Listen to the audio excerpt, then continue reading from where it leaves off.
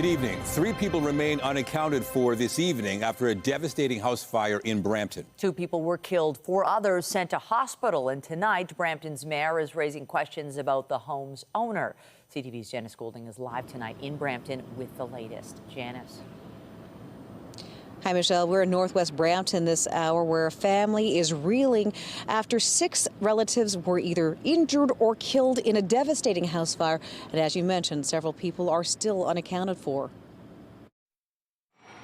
Flames can be seen shooting from a Brampton home, blasting from the peak of the roof as firefighters try their best to get the 2-alarm blaze under control. I ran out barefooted. I saw everywhere. Saw smokes and lots of firefighters, police, everything. My son wake up me, I'm sleeping. So when I see Papa, please wake up as the fire neighbor. So when I see the like that, it's a big fire. It was just before 2:15 a.m. when fire broke out in a residence near McLaughlin and Remembrance roads. The lady from the house, she came, she knocked on our door. She was burnt. She had blood. Sushma Kashyap lives in the adjoining house and says she woke up to her pregnant neighbor pleading for assistance. She was asking for help, and she has her son over there on the roof, over the garage. Maybe they came out of the window. And imagine that 5-year-old had the courage to leap out of a burning building speaks to, something miraculous in the midst of this tragedy. 4 family members, including a child, would escape by way of an upstairs window. 2 others would be found dead, one just inside the home, another just outside. We believe that there's a total of 11 people associated to the residence. We have 4 that are in hospital. We have 2 confirmed deceased and 2 that were uninjured, with the potential of 3 further injured or deceased at this point. They're just unaccounted for. Fire officials can't enter the home at this point due to a fear of structural collapse. It's impossible for our crews to get inside to determine if there's any other people in that house. So we've called in a heavy equipment to come in to systematically start pulling that house apart. It's believed 9 of the residents were from the same family, with 2 other renters living in the basement. I would note this is not licensed to have multiple tenants. While he doesn't have all the details in this case, Brampton's mayor says the home was owned by an absentee landlord who had applied to create a second unit in the basement in 2019. There was a series of orders to comply that were issued by the building department as the residence was going through that process, and they were in midstream of doing that, unfortunately, when this tragedy happened. Orders to comply ignored continually over 6 years, and yet the city could not prevent the landlord from renting the home. We just do not have that ability to do that. We have a number of tools to get them into compliance, and that's what we were utilizing at the time. It's infuriating. It's why we've had a very public battle in this city about wanting to deal with slum landlords. While Brampton bylaw inspectors work to track down the landlord, a community is reeling with a tragedy in its midst. We just saw the dead bodies were there, that's all. I'm still trying to process it, right? Still in trauma, still in shock.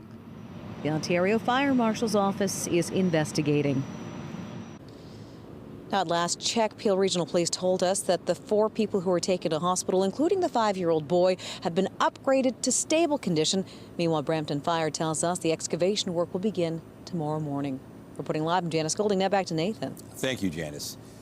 2 people were stabbed in Oshawa this afternoon. Emergency crews responded to the Harmony Road North and Coldstream Drive area and found 2 youth suffering from stab wounds. One was rushed to a trauma center with serious injuries, but police say both victims are expected to survive. Maxwell Heights Secondary School was placed in a hold and secure. It was lifted around 2:30 p.m. There's been no word on suspects, but Durham police believe this was an isolated incident. 5 pedestrians were injured at Pearson Airport this morning following a crash involving multiple vehicles. This happened just before 7 a.m. at Terminal 3. Police say 6 vehicles were involved in the collision, which may have been the result of a medical episode. 3 of the 5 pedestrians who were injured had to be taken to hospital. All suffered minor injuries. Police say all the drivers involved remained on the scene. Getting people to buy Ontario. Coming up, how the province plans to make public agencies prioritize Ontario-made goods. That story just ahead. And we have more news in a moment, but first a look at the forecast. Here's a live shot of the city. A bit of a cool down tonight, but overall the next few days are looking good with some sunshine returning tomorrow. Lindsay Morrison's going to join us now with a look at this special fundraising event in Mississauga and joins us now with more. Hey, Lindsay. Hey, Nathan. Yeah, I'm lucky enough to be emceeing the Mississauga Arts Council Black Tie Gala tonight. It's called Masquerade, Black Tie and Versailles. It's going to be a fabulous evening. And yes, the weather is cooperating tonight for anyone who might have plans out and about the GTA. Let's take a look at our current temperatures. It is pretty comfortable today. We had a seasonal afternoon, and temperature-wise, we're still not bad right now. 4 degrees. It's 6, though, in Godrich. You'll notice it is a little bit cooler around Ottawa, -4 degrees at this hour. Winds have been light again today. They are going to pick up in strength tomorrow, so just be mindful of that. Here's the satellite and radar. Nothing too exciting going on, but tomorrow morning we do have the chance of a few scattered showers. Here's your overnight at a glance. We're going to watch for a little bit of drizzle, but otherwise should be okay. We remain above freezing tonight. That's a bit of a difference from the last few nights. We're going to take you right through your weekend forecast coming up, but for now, Nathan and Michelle, I'm going to send it back over to you. Thank you, Lindsay. We'll check back later. And still ahead, the fight to save a shopping plaza from demolition. Local residents protest to keep a more than 70-year-old community hub from getting replaced with thousands of condo units. But first, the Ford government has taken another step in prioritizing Canadian-made goods and services. The Buy Ontario Act was tabled at Queen's Park today. CTV's Queen's Park Bureau Chief Siobhan Morris is live tonight with more. Siobhan. This is something the Premier has been talking about for months now. Remember, during the election campaign, he centered his message around this idea of protecting Ontario. Today, opposition parties want to make sure it's more than just a slogan. Whether it's patching up a road, building a new school, or establishing a mass transit line, the Ford government wants to make sure Ontario materials and services are in the thick of things. A response to the U.S. tariffs still squeezing the economy and workers, the government's tabled the Buy Ontario Act. Would require public sector organizations to give preference to Ontario or Canadian-made goods and services when making purchases. It's Ontario first, Canada second. Goods from elsewhere will need to be justified. To start, the rules would apply to provincial ministries, agencies, the broader public sector, right down to school boards. Next, consultation with cities and towns. Municipalities, for the most part, have been supportive, and I think we're going to see through the consultative process that they will be on board with this legislation. There's an acknowledgement buying local could be more expensive, but Minister Crawford explains looking for the lowest ticket price doesn't always paint a full picture. We know that when we spend money locally, we support our local businesses, we support our communities, so there will be a weighting that will actually be put down in terms of what's the supply chain benefit right here locally. The opposition proposed something like this earlier this fall. We're going to look very closely at it because this government before has proposed things like that, and then we found all kinds of loopholes. Alberta and Quebec have similar policies, but there's worry about workers in other provinces making stuff for Ontario now. And so you wouldn't want Buy Ontario to become an interprovincial barrier, so it's kind of counterintuitive. So that's why I'm saying the devil's in the details, right? The goal is to compile a list of Ontario suppliers to draw from to take out some of the guesswork. I can't tell you how many small and medium-sized businesses in Ontario tell me it is almost impossible to engage in procurement with the province of Ontario. So until they fix that, this is just a slogan and not a solution. This policy affects fleet vehicles. We know that Ontario's auto manufacturing sector has been hit hard by tariffs. The province continues to insist that they are doing what it can to support the sector. Reporting live from Queen's Park, I'm Siobhan Morris. Nathan, back to you.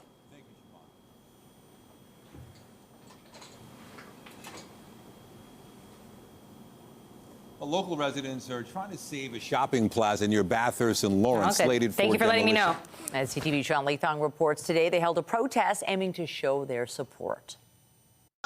Let's save Lawrence Plaza! Gathering to save a community hub.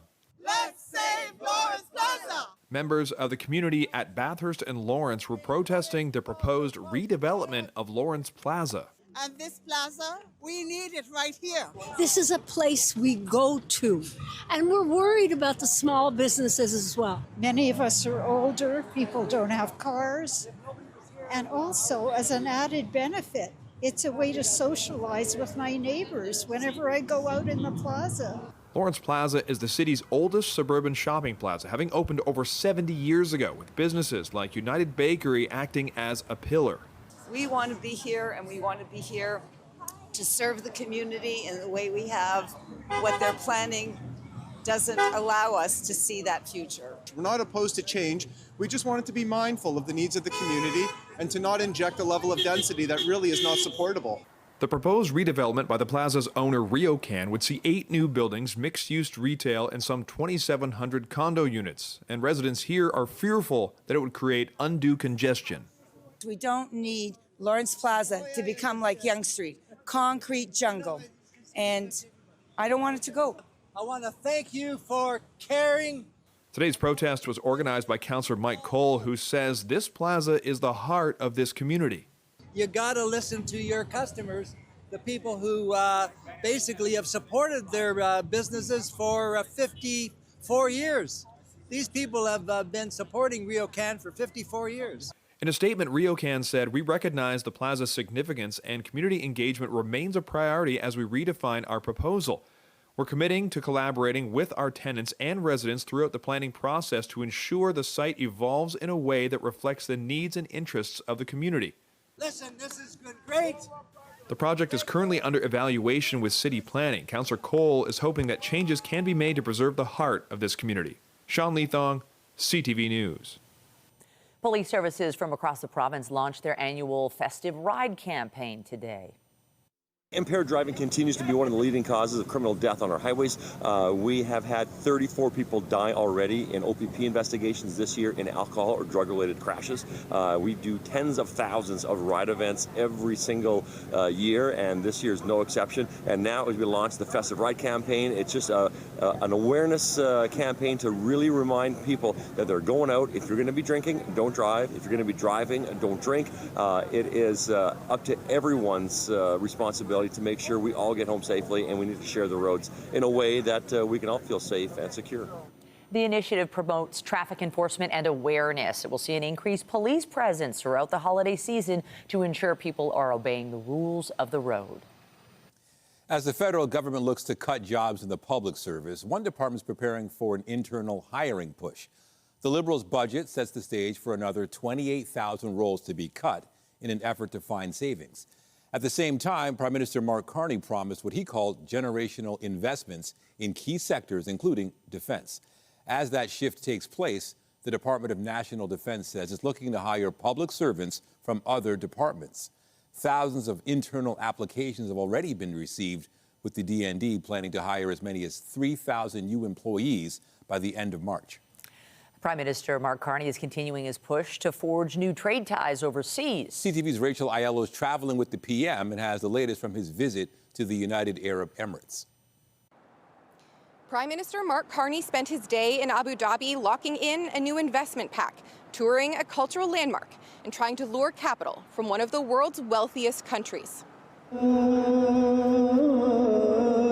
Immersing himself in Emirati culture, Prime Minister Mark Carney took a midday break from bilateral and business meetings to tour the largest mosque in the country alongside Canada's ambassador to United Arab Emirates. Constructed using materials from across the globe, Carney called it a privilege to see. Apart from the sheer beauty and the inspiration that it provides, it unifies in so many different ways. And while the local government welcomed Canadian cameras in to capture that wasn't the case earlier when the Prime Minister and the President of the UAE had the first in-person leader-to-leader meeting in more than 40 years. During that private sit-down, Carney and his Emirati counterpart signed a new investment protection pact, known as a FIPA, and agreed to accelerate talks towards a new CIPA, a free trade agreement that, when finalized, would expand market access and facilitate billions of dollars in UAE investment into major port, mine, LNG, and critical mineral projects in Canada. So the FIPA agreement took close to 10 years to get done. Are you at all confident that the CIPA could be finished on a faster clip? Totally. This is... What gives you that confidence? Well, you know, one of the reasons these things either get done or not done is leadership. If no one owns it or drives it, it's not going to happen. While this country is a growing hub of economic activity, it's also under scrutiny over its involvement in the war in Sudan. And today, Carney had back-to-back meetings with big financial players, but took no questions on what specific security issues he raised with the president. Carney's office said there wasn't time in his schedule. Rachel Aiello, CTV News, Abu Dhabi. Canada and other countries recently recognized the state of Palestine, citing plans for reform by the West Bank-based Palestinian Authority. Today, the PA confirmed it's interested in having an expanded role in post-war Gaza. Gaza and the West Bank are one political and geographical unit, inseparable parts of the state of Palestine.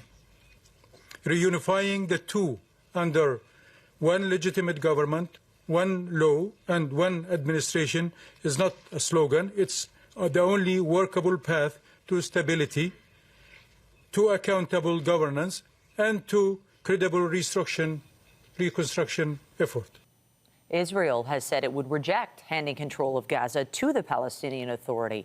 Those comments came after meetings with the European Union over the future of Gaza and as Israel carried out deadly airstrikes on the territory. It says Hamas militants targeted its troops, which Hamas denies. They've accused each other of ongoing violations of the deal reached last month. The White House confirms it's developed a new plan aimed at halting the war in Ukraine, as questions remain about the exact details. These talks are continuing. As always, I'm not going to litigate the details of this plan as it's ongoing and it's in flux, but the president supports this plan. It's a good plan for both Russia and Ukraine, and we believe that it should be acceptable to both sides, and we're working very hard to get it done. Sources told Reuters the plan appears to seek concessions from Ukraine in exchange for an agreement from Russia to stop its ongoing invasion. European Union foreign ministers said any deal would have to secure the support of Kyiv and Brussels. In Ukraine, Russia's invasion continues with nightly bombardments, killing civilians and causing power outages as winter sets in. With the U.S. president's signature, the Epstein Transparency Act is now the law. It'll compel the Justice Department to hand over the files on the late convicted sex offender within 30 days. Even as the clock ticks down, legal experts warn there may be a way for officials to withhold some information. CTV's Joy Malbin explains from Washington. It's the moment many of the survivors and their families had been fighting for. Within 30 days from now, the Justice Department must release the files from their investigation into the late convicted sex offender, Jeffrey Epstein. My sister couldn't name those names simply because it would put her life at risk. It would put her family's life at risk. These people could sue you into homelessness. They're so powerful. President Donald Trump, who was friends with Epstein for more than a decade, had resisted releasing the records, reversing course at the last minute, and still calling it a hoax he claims distracts from his achievements. So how much could Trump's Justice Department release? Already there's a large loophole. The law says information could be withheld that would jeopardize an active federal investigation or prosecution.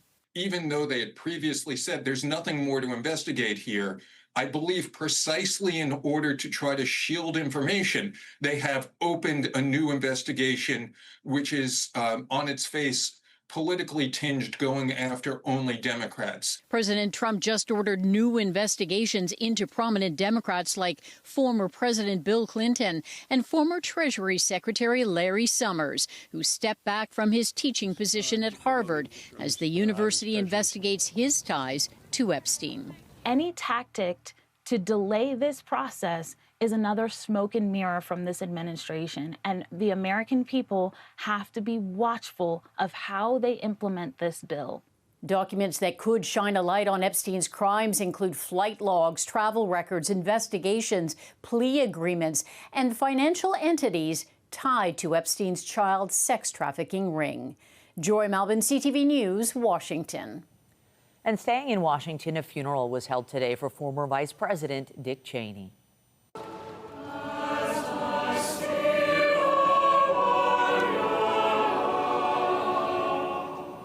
Cheney remembered both for being a major influence in the administration of George W. Bush and later as a vocal critic of Donald Trump. Among those in attendance today were several former vice presidents, as well as former President Joe Biden and Cheney's former boss. I'm reminded of a renowned senator who once gave this advice to a junior colleague. Perhaps he said you could occasionally allow yourself the luxury of an unexpressed thought.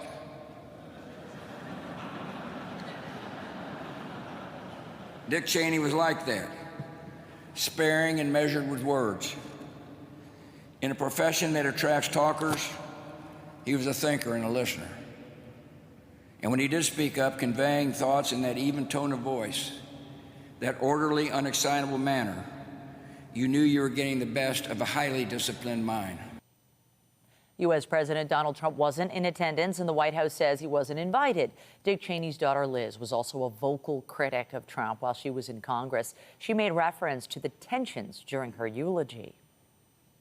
He knew that bonds of party must always yield to the single bond we share as Americans. For him, a choice between defense of the Constitution and defense of your political party was no choice at all. When he was vice president, he wrote in this letter to all of his grandchildren, "As you grow, you will come to understand the sacrifices that each generation makes to preserve freedom and democracy for future generations." Dick Cheney lived with heart disease for decades, and after the Bush administration, he had a heart transplant. The late VP was 84. Some scary moments for attendees at the UN climate conference in Brazil when a fire broke out at the venue.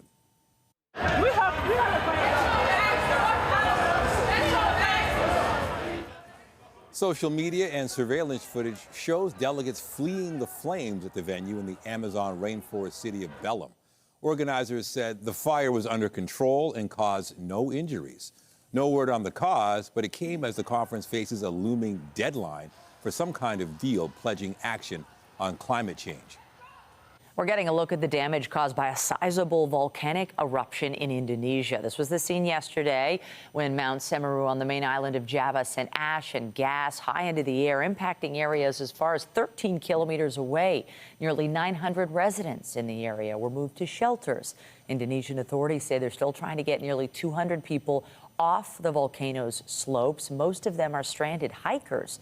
The country's geological agency says volcanic activity has calmed down, but is still fluctuating. Coming up, a first-of-its-kind facility. We'll take you on a tour of the new recreation center in Scarborough and show you what it has that has never been offered in this city.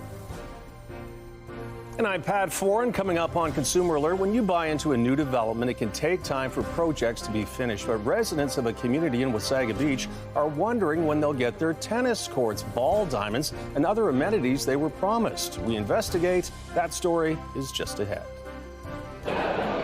Lots of events and festivities happening around the GTA as we head into this weekend. And you know, there's a big one on Sunday. Santa Claus is coming to town. The original Santa Claus parade happening in Toronto. And the weather looks good. Whether you're part of the parade or simply going to be enjoying it, it's going to be mild with some sun. And if you can't make it to Toronto, Santa's going to be visiting a few other communities this weekend. Here's a look at where you can catch the man in red. We're going to take you through a look at the long-range forecast, show you just how many mild days there are in this 7-day forecast. Stay with us. CTV News. We'll be right back. When you see it happen, send it to CTV News. Text 10400. From your screen to ours. Text 10400.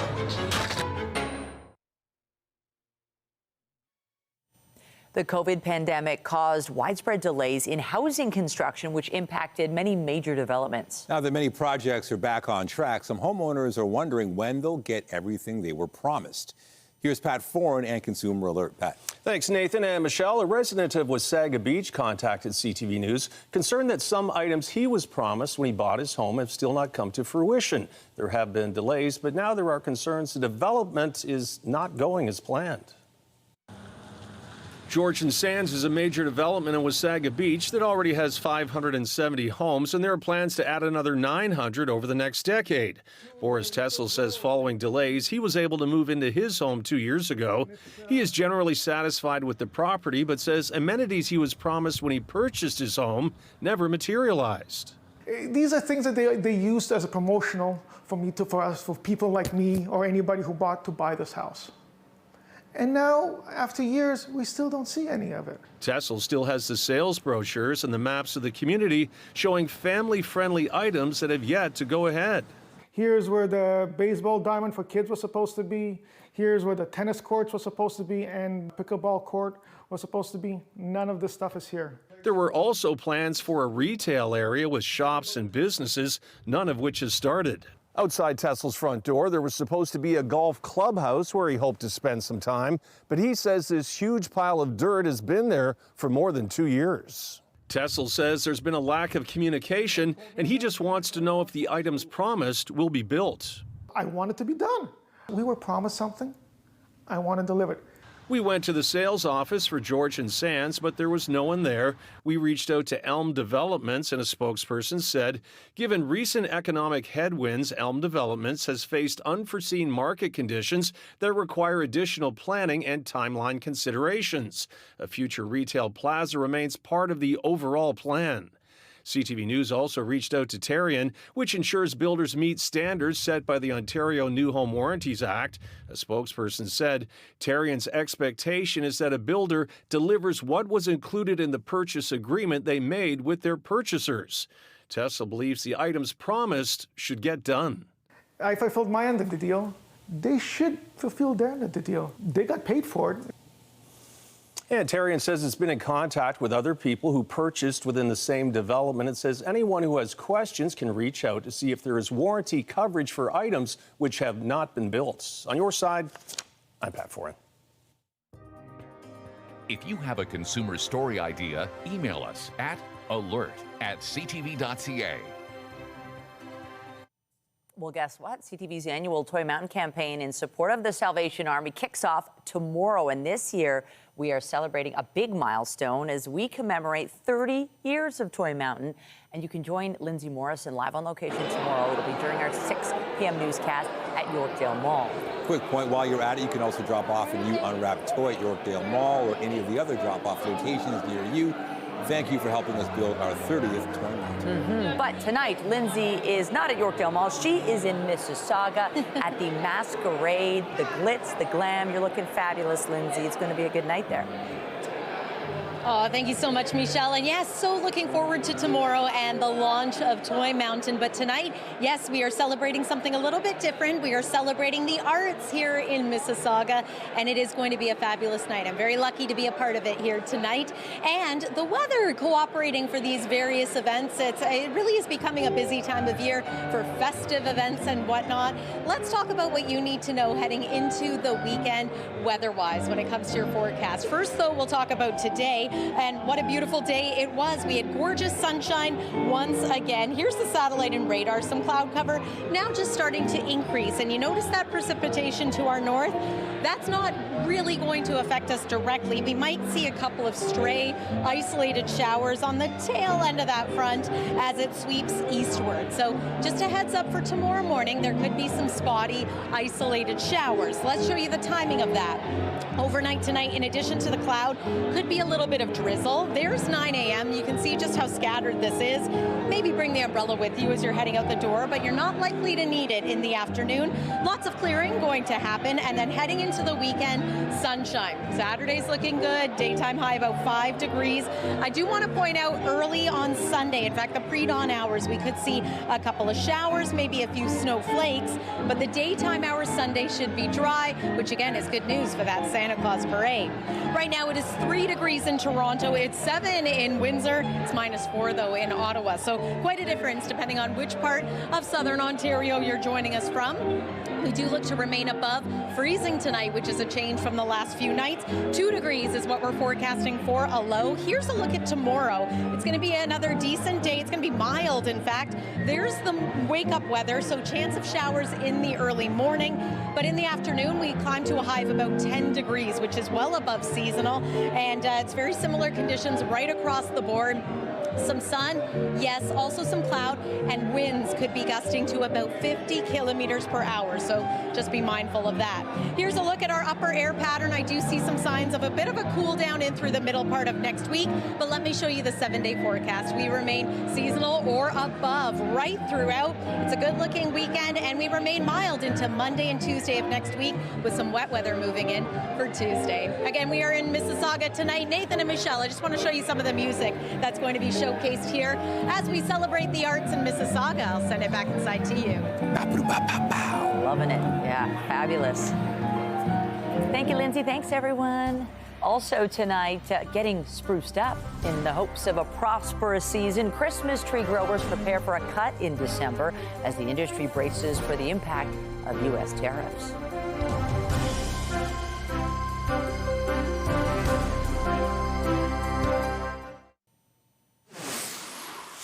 We have developing news this hour. 2 pedestrians have been rushed to hospital in critical condition after being hit by a vehicle in Mississauga. Our CTV News chopper was over the scene on Mill Creek Drive near Derry and Argentia Roads. Peel police say tells CTV News an adult and a youth under 16 were struck and suffered serious injuries.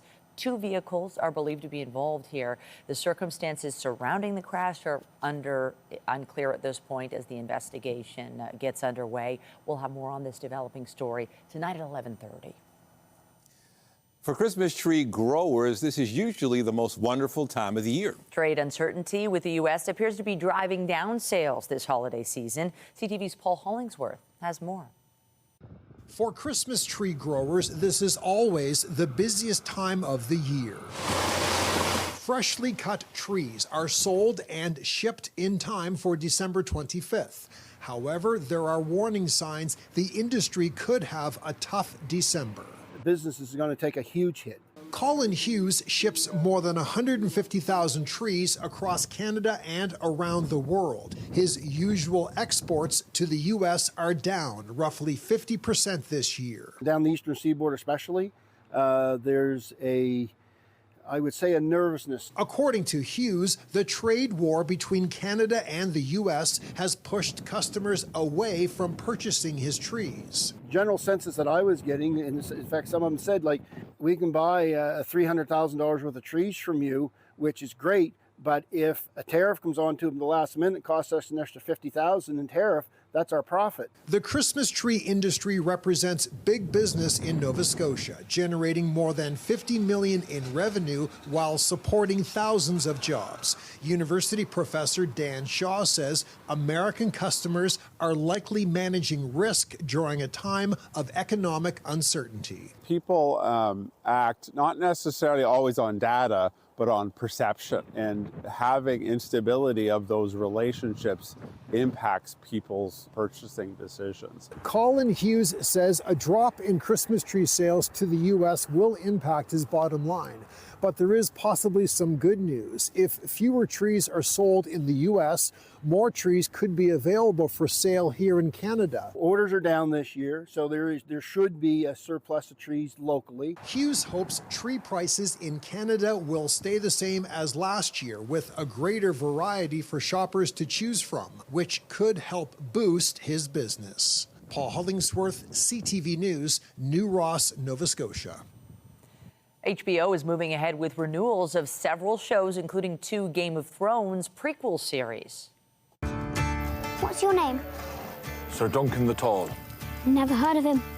Do you know every knight in the 7 Kingdoms, then? The good ones. A Knight of the 7 Kingdoms is based on a series of short novels by author George R.R. Martin. It doesn't debut until January, but HBO says it's already planning a 2nd season to come out in 2027.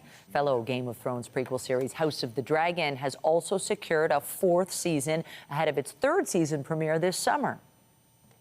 Toronto's own The Weeknd has put his name in the record books with his ongoing After Hour Till Dawn tour.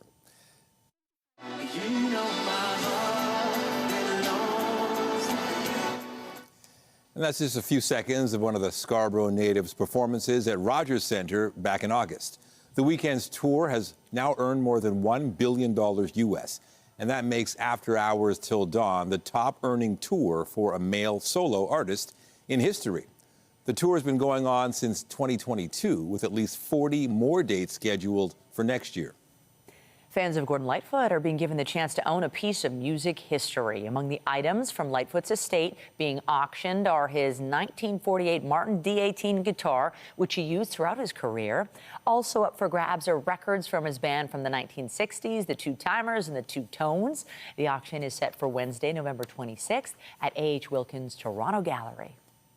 And after the break, food inflation and its impact. A new study highlights how Canadians are trying to adapt to rising prices with a new focus on deals and discounts. Stay with us.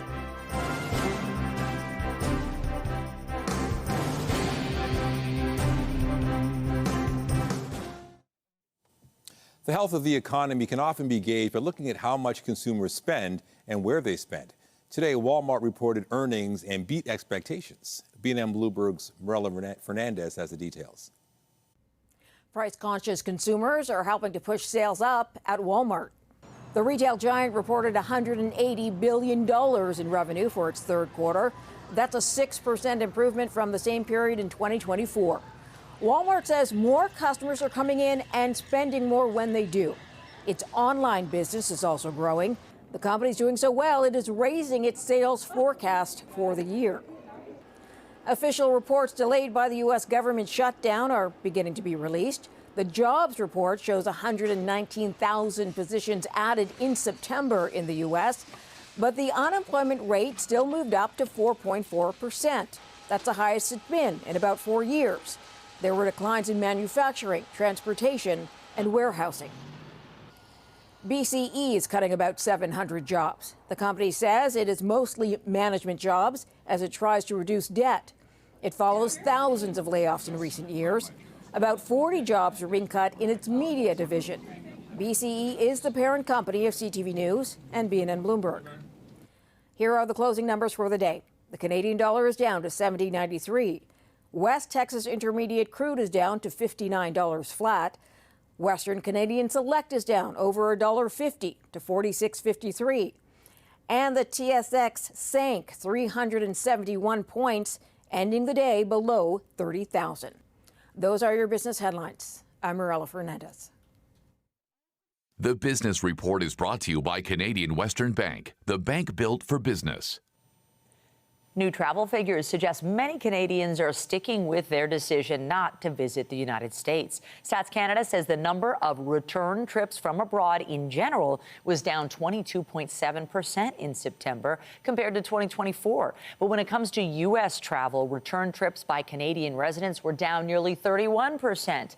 There were 1.6 million return trips by car, marking a nearly 34% drop year over year. September also broke a 3-month summer streak that saw more Americans traveling to Canada than Canadians heading south of the border. And for those staying closer to home, prices in Cottage Country's recreational property market are expected to increase over the next year. That's according to Royal LePage's 2025 Winter Recreational Property Report. Now, it predicts the median price of a single-family detached home in southern Georgian Bay will increase by 7% year over year. Last winter's snow is also drawing buyers interested in skiing, snowmobiling, and other resort offerings. The report says while recreational buyers tend to be less interested in interest rate sensitive than those in the residential market, the recent rate cuts have boosted buying power for many, motivating more to make a purchase. The results of the latest national survey looking at food affordability is painting a perhaps unsurprising picture right across the country. The ever-rising cost of food is eating away at already tight budgets, and a quarter of respondents said they struggle to afford food. With more, here's CTV's John Vandenbally-Rao. When it comes to attitudes towards food prices, the survey found they remain a top expense pressure for households. My experience is they've been going up, up, up, up. The report finding many Canadians are increasingly challenged by persistent food inflation, and it's been changing how they shop, cook, and eat in order to cope. Canadians are adopting frugal habits, like switching brands, looking for coupons, discounts when they're buying products. The survey, in fact, finding almost half of the 3,000 respondents are seeking out more sales and discounts. Nearly a quarter are using more coupons and shopping at cheaper stores as they try to make ends meet. But yeah, you can find deals and sales all the time. With more than a quarter reporting they struggle to afford food, up from nearly 23% a year ago.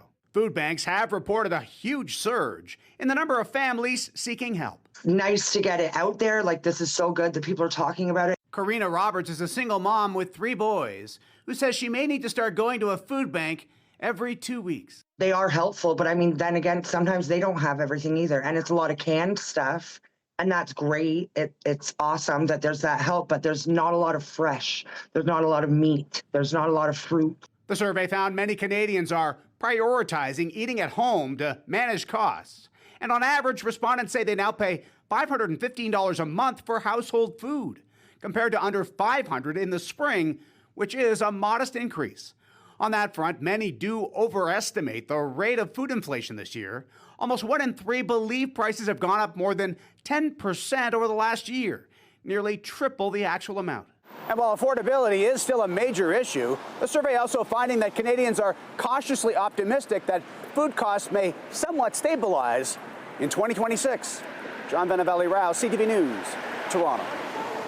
The battle over York Region's new recycling system continues. Mayors of the 6 municipalities say they've had enough and are demanding smaller blue bins for residents. They argue the new 95-gallon carts are too big and too heavy for many households and don't fit in walk-up apartments or single-car garages. The province agrees smaller bins should be offered, but the company taking over collection as of January 1st hasn't committed to offering an alternative.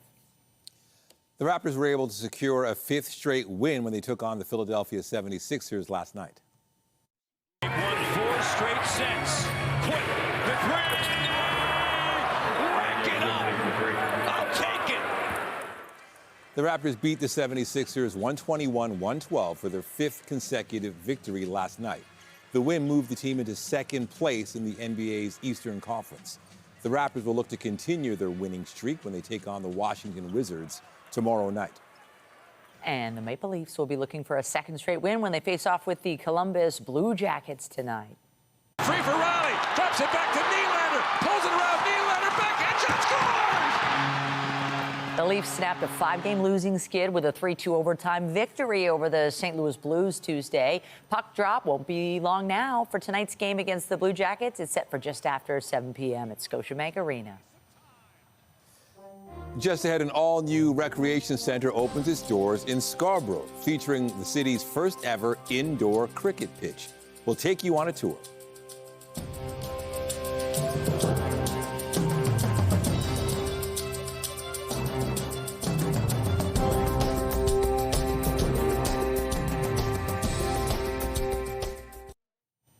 The new Rouge Valley Community Recreation Center in Scarborough is officially open. CTV's Allison Hurst has more on the new facility, which features Toronto's first indoor cricket pitch. 3, 2, 1. With that, the Rouge Valley Community Recreation Center is open. It become the best place. It offers childcare, a 25-meter lap and leisure pool, a full-size gym, public and administrative support spaces, and outdoor amenities as well. One thing that's very, very different in this, it is home to the city's first indoor cricket pitch. That cricket pitch is one the community requested, pointing out how the sport is growing in Canada. The original design when it came did not have the aquatic facility and the indoor cricket, so we as community pushed together. Neethan Shan was the councillor for the area when the space was being designed in 2017-2018. The community truly came together to envision this space, and I have to say, whatever we had in our mind has been completely created here and materialized into this beautiful, beautiful facilities. It's also the city's first net zero community aquatic facility, relying on electricity completely coming from solar panels and heat pumps. For far too long, Scarborough fell behind in terms of the public infrastructure. It's really important to have good social infrastructure so that people can come together. Residents using the facility are pleased it's here. I love this facility, and I'm really happy that the community is using it. Pickleball should be free. They should increase the lights. Hasn't been one in a long time around here. Right, so we're looking forward to it. Joyce Trimmer Park is right next to the center. It too was revitalized with new trees. According to city staff, the cost for the entire building before taxes was $90.7 million. Allison Hurst, CTV News. All right, one last look at the forecast with Lindsay at a fundraiser for the Mississauga Arts Council. Hey, Lindsay. Hey, Nathan, we've been enjoying watching people mix and mingle, enjoy some music, and even some folks are taking some photos right now on the red carpet. It's been really lovely to spend some time here tonight in Mississauga. Let's take one more look at your forecast details heading into tomorrow. Again, we do have a chance of wet weather tomorrow. It's mainly going to be in the morning hours. Afternoon is looking mild but windy, and we should be able to enjoy at least some sunshine. There's tomorrow's forecast daytime highs. We are above seasonal pretty well right across the board, so enjoy that part of your forecast. And here's one more look at the 7-day forecast. Weekend looks good, so does Monday. It looks like we're going to get into some rain on Tuesday. Nathan and Michelle, I'm going to send it back inside to you. Have a wonderful night. Same to you. Yeah, have fun at the podium there tonight. Appreciate it. Well, that's it for us, but you can join Omar Sachedina tonight at 11 for CTV National News, followed by Zoraida Allman with your next local newscast at 11:30. Meantime, our coverage continues anytime on CP24 and at ctvnewstoronto.ca. For Lindsay Morrison and the whole team here at CTV News, thanks for watching and have a great night.